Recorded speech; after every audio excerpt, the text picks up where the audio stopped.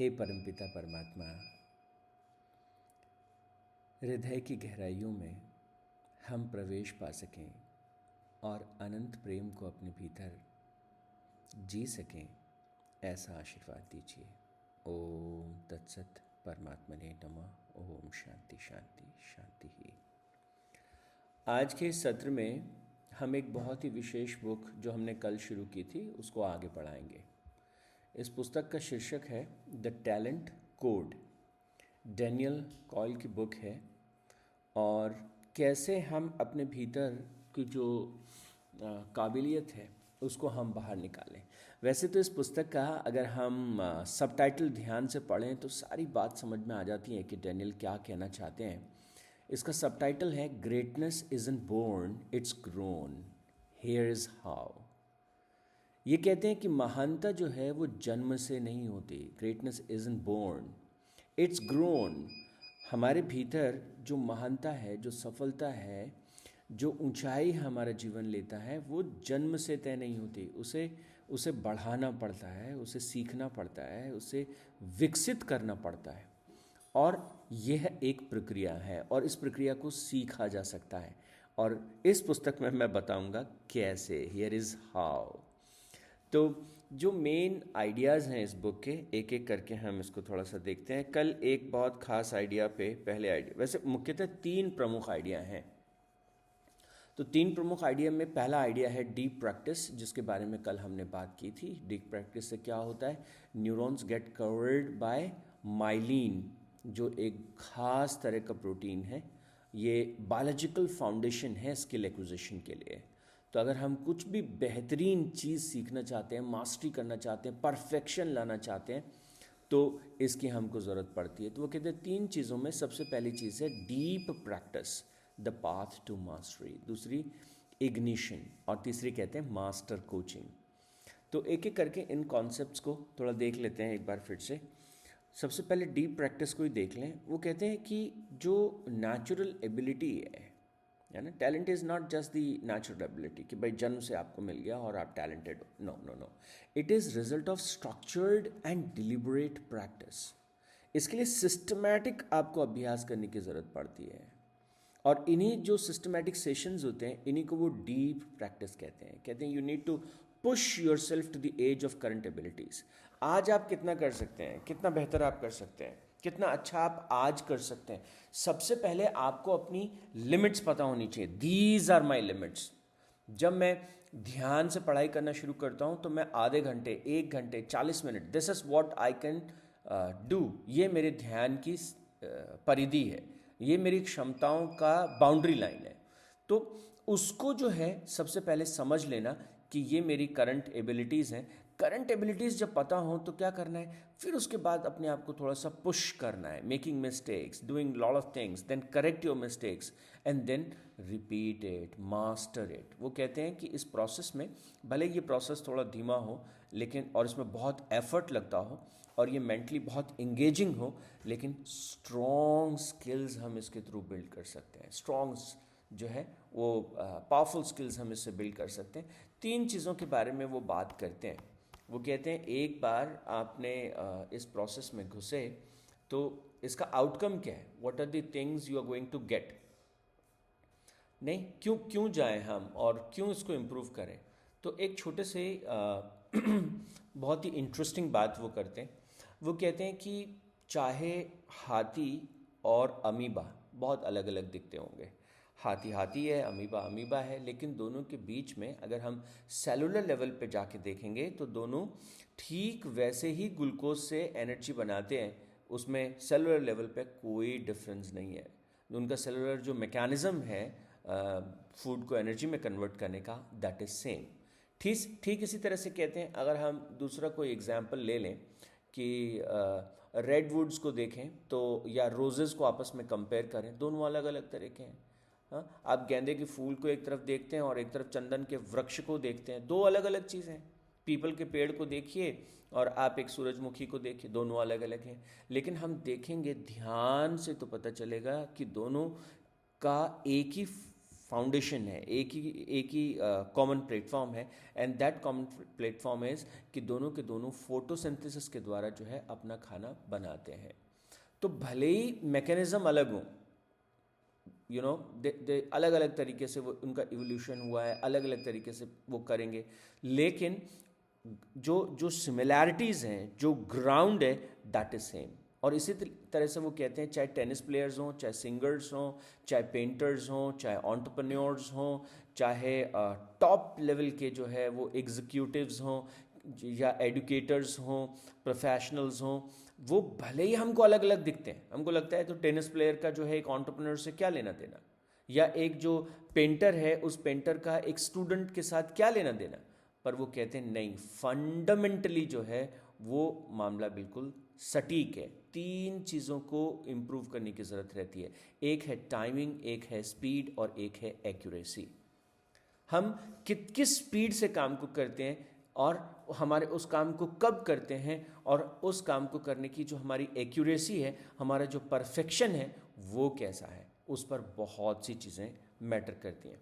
अभी मुझे एक, जैसे मैंने कहा कि टाइमिंग, स्पीड एंड एक्यूरेसी, मुझे एक बहुत ही खूबसूरत सा एग्जाम्पल मेरे दिमाग में आया। अभी रिसेंटली कोई एक बिज़नेस का एक आइडिया था, और मेरे पास एक बिज़नेस डील थी। मुझे किसी फैक्ट्री में मतलब मैं ऐसे सोचो कि पार्ट टाइम मैंने सोचा कि अपार्ट फ्रॉम दिस कुछ और, अपार्ट फ्रॉम एजुकेशन कुछ नए फील्ड्स में जो है वो काम करके देखता हूँ, कुछ एक्सप्लोर करता हूँ। तो मुझे एक फ्रेंड के थ्रू एक डील आया कि कुछ ट्रेडिंग करना है, तो जिप्सम की सप्लाई थी, और करीब 500 टन डेली का सप्लाई करना था। ठीक है, मैंने कहा देखते हैं। मैंने एक दिन, 2 दिन, और अपने एक फ्रेंड को बोला, और मेरे फ्रेंड ने कहा कि ठीक है मैं इस पर वर्क करता हूँ। तो फिर करीब इसमें 4-5 दिन लगे होंगे पूरे प्रोसेस में, मेरे फ्रेंड इस पर काम कर रहे थे। मीनवाइल मैं अपनी छोटी बहन के घर गया, मैंने उनसे बात की कि ऐसा ऐसा एक जिप्सम की सप्लाई का, ट्रेडिंग का काम है। उसने कहा अच्छा भाई, ये तो बड़ा अच्छा काम है। ओके, तो देखिए मेरे फ्रेंड ने 5 दिन उस पर काम किया, और उन्होंने भी अच्छा काम किया, नो डाउट। और मेरी छोटी बहन बबल ने जो है एक ही दिन में पूरे प्रोसेस को स्ट्रीमलाइन कर दिया। एंड उसके पास अब जो है सप्लायर और क्या क्या, ट्रांसपोर्टेशन स्ट्रीमलाइन हो गया, उसकी प्योरिटी कैसे मेंटेन होगी, ये कैसे होगा, वो कैसे होगा। तो जो 5 दिन में काम किया नहीं हुआ, लेकिन she did it just in a day. तो ये क्या दिखा रहा है? एंटरप्रेन्योरशिप की जो स्किल्स हैं, उसका जो लेवल ऑफ फोकस है, उसका जो लेवल ऑफ कमिटमेंट है, वो बहुत ज़्यादा है, क्योंकि बहुत ज़्यादा फोकस्ड है वो अपने काम के ऊपर। और इससे क्या होता है कि हमारी जो टाइमिंग है वो बेहतर हो जाती है। कोई भी काम करना है, हमारी टाइमिंग बेहतर हो जाती है। कोई भी चीज़ जो है करना है, उसकी हमारी स्पीड बढ़ जाती है, और हमारी एक्यूरेसी बढ़ जाती है। तो चाहे एंटरप्रेन्योर्स हों, चाहे स्टूडेंट्स हों, स्टूडेंट्स की अगर पढ़ाई की स्पीड बढ़ जाए, उनकी टाइमिंग परफेक्ट हो जाए, और उनकी जो एक्यूरेसी है वो अच्छी हो जाए, every field, whether it is tennis or science, like mathematics, or your studies or whatever, it works everywhere.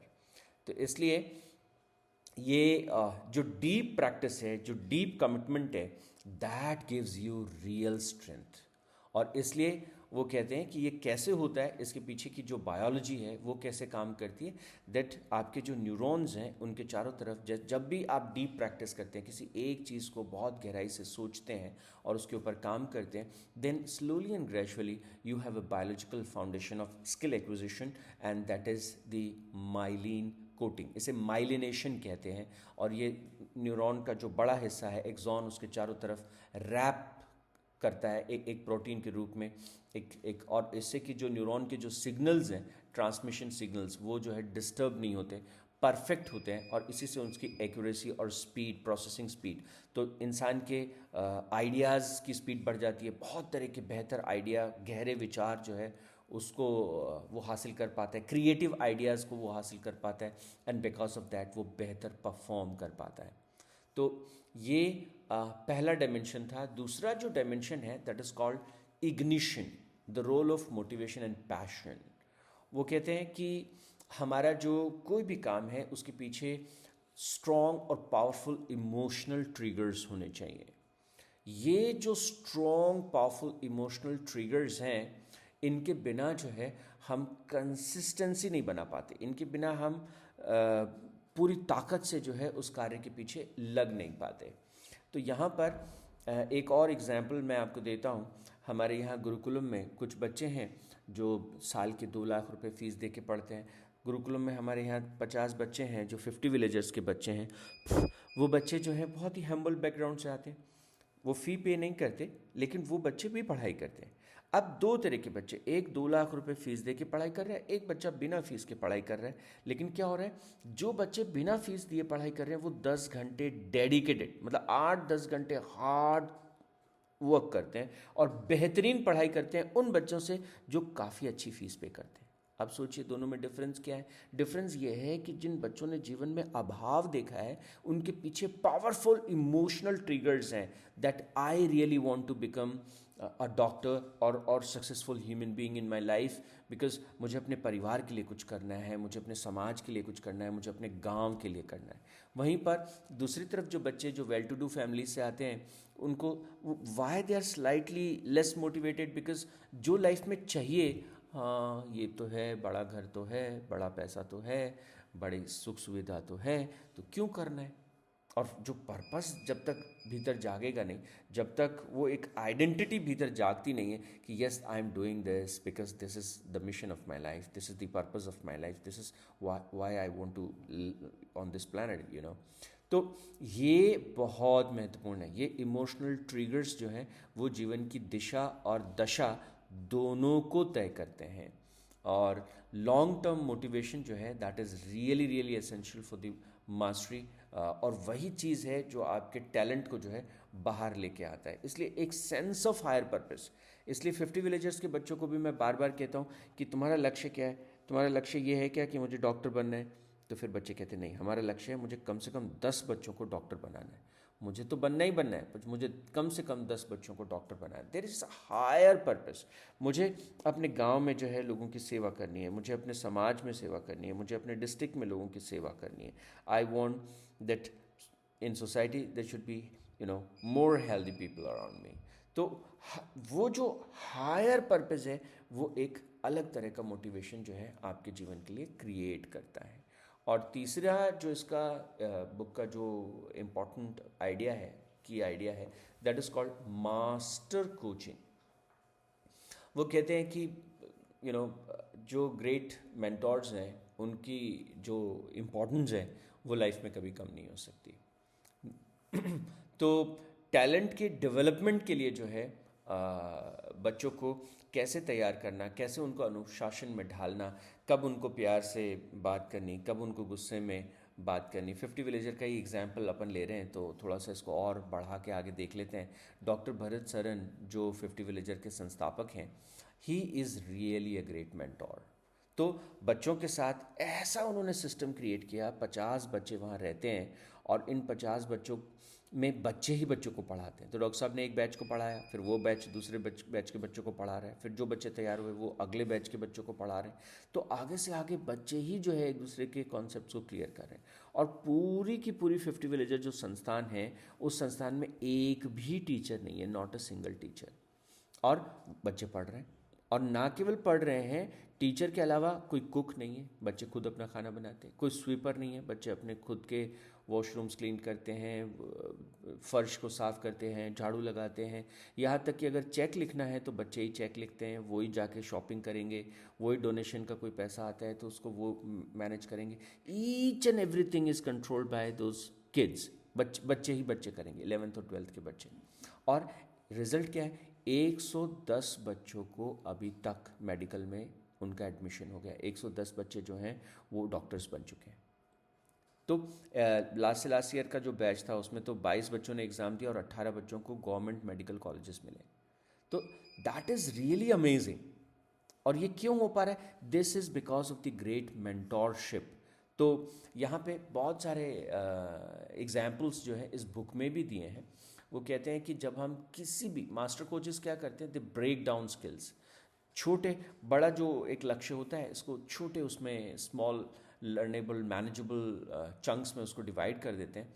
और ये जो छोटे छोटे चंक्स होते हैं इनको डीप प्रैक्टिस के थ्रू जो है स्टूडेंट्स को तैयार करते हैं and you know then they push for the improvement, they continuously reinforce their confidence that yes you can do that.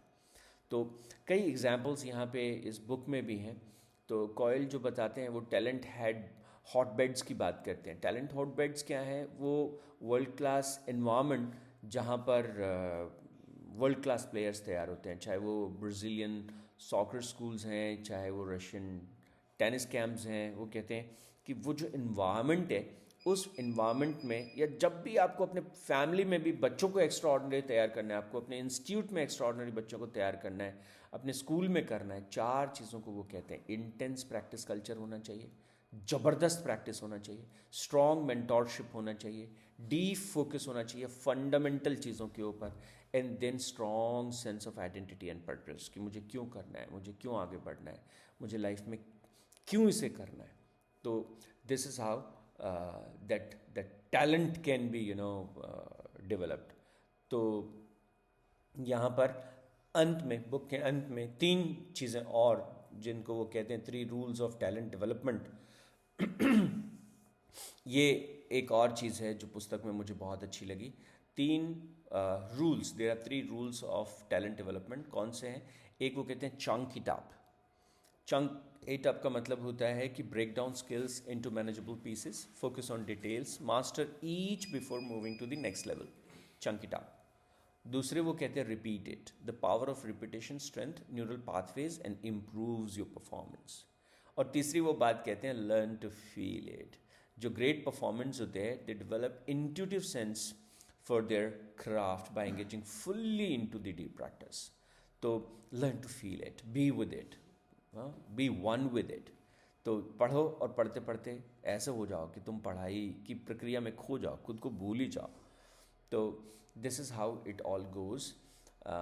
ये हमने 2 दिन के सेशन में इस पूरा बुक को समझा, उसके सार को जानने की कोशिश की, इसके कोर को जानने की कोशिश हमने की, जिस पुस्तक का नाम है the talent code bye Daniel code. Okay, तो आज के इस सत्र में इतना ही। ओम तत्सत, परमात्मने नमः। ओम शांति शांति शांति।